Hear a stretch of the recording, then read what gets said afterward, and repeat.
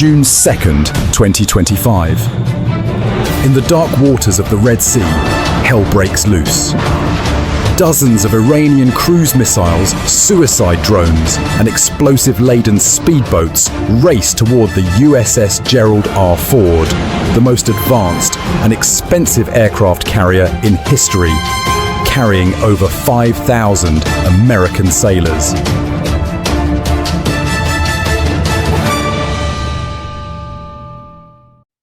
Its flight deck stretches longer than 3 football fields, packed with jets, sensors, and layered defenses. But that night, even the most powerful ship couldn't keep the nightmare away.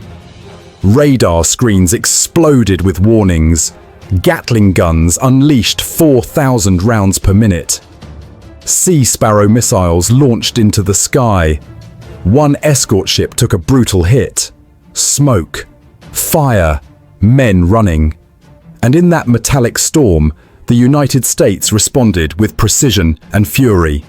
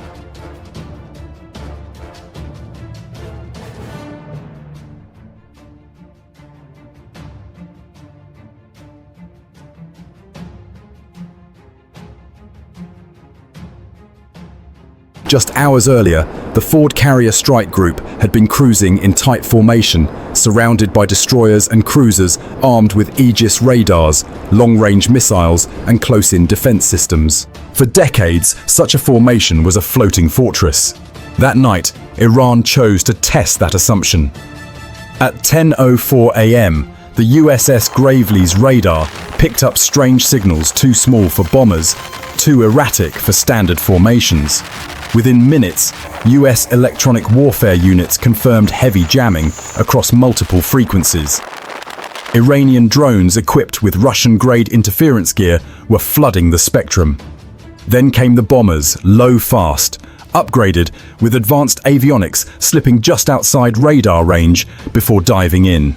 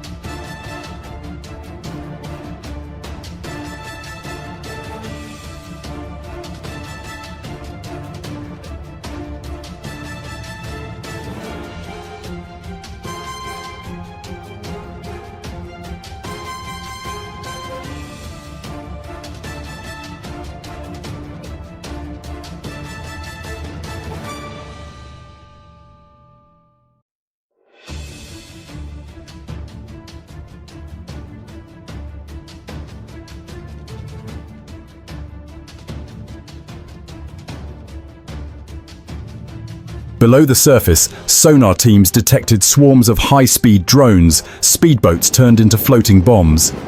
And from deep inside, Iran cruise missiles had already been launched, calculated to hit in the middle of the confusion. This wasn't just an attack, it was a storm. Iran wasn't betting on one weapon getting through. It was betting on overload bombers, drones, jammers, missiles, and boats attacking simultaneously to break the US defenses and maybe strike the USS Ford itself. Alarms howled, sailors secured ammo, pilots sprinted to fighters. Below-deck damage control teams braced for impact. But there was no panic, only execution. Decades of drills activated like instinct. The outer ring fired first. SM-2 missiles ripped through the night, guided by faint radar signatures. Iranian bombers exploded mid-air. Cruise missiles flying low were intercepted by sea sparrows in a deadly ballet of speed and precision.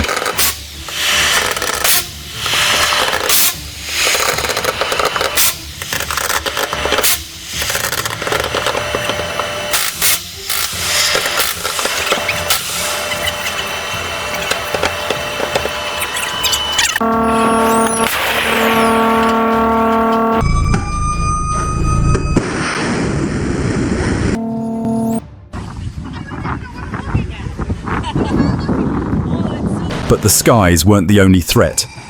Unmanned Iranian boats charged across the waves, exploiting radar gaps left by drone swarms.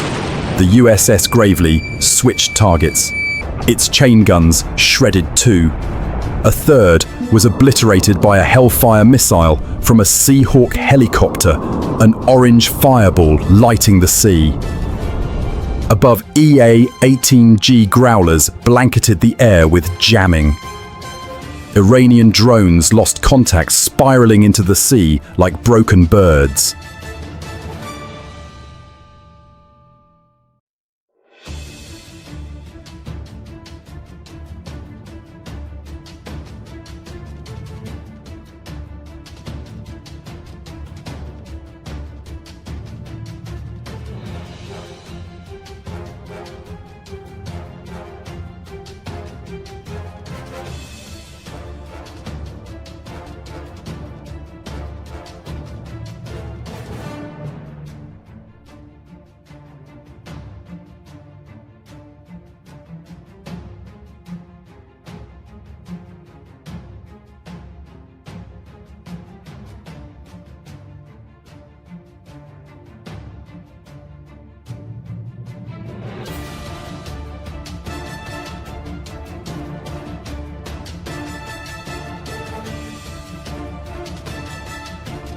Still one got through. A heavy drone equipped with anti-jamming navigation flew at wave height, dodging radar, avoiding interference. It wasn't headed for the Ford, it was aiming at the USS Mason. CIWS Gatling guns spun and fired. Tracers lit the sky. The drone staggered but kept going. In a flash, it slammed into the ship's port side.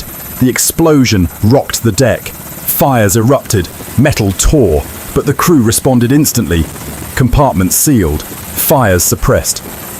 Despite the chaos, the Mason stayed afloat. Some were injured, but the worst had been avoided.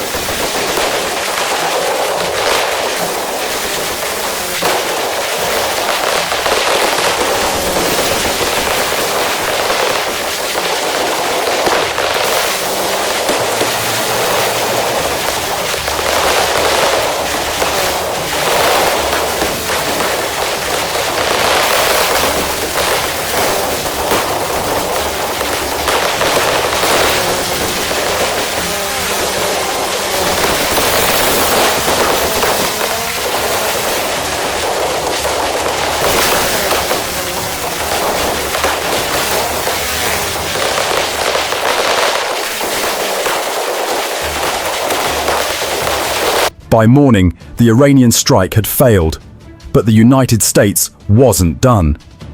Hours later, Washington was wide awake. Inside the Pentagon, senior commanders reviewed satellite footage, sonar logs, and signal intercepts. The verdict was clear: retaliate not symbolically but decisively. Strike at the very infrastructure that launched the attack.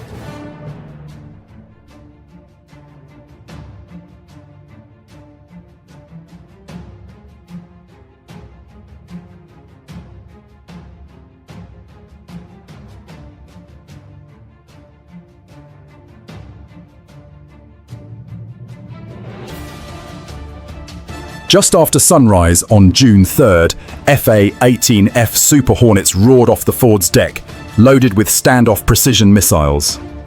E-2D Hawkeyes stitched together real-time maps of Iranian launch zones. Growlers jammed Iranian radar, blinding defenses. Far to the south, two B-2 Spirit stealth bombers took off from Diego Garcia, each carrying bunker-busting payloads. Their flight paths curved over the Arabian Sea, invisible to radar, en route to crush command bunkers near Shiraz. Beneath the sea, a Virginia-class submarine received a green light. Tomahawk missiles launched silently from the depths, racing toward drone facilities and coastal defenses. The assault was precise, devastating. Iranian drone warehouses exploded. Command bunkers collapsed. Radar sites fell silent. Panic spread across Iranian airwaves. Some officers fled their posts. They knew more was coming, and the world watched.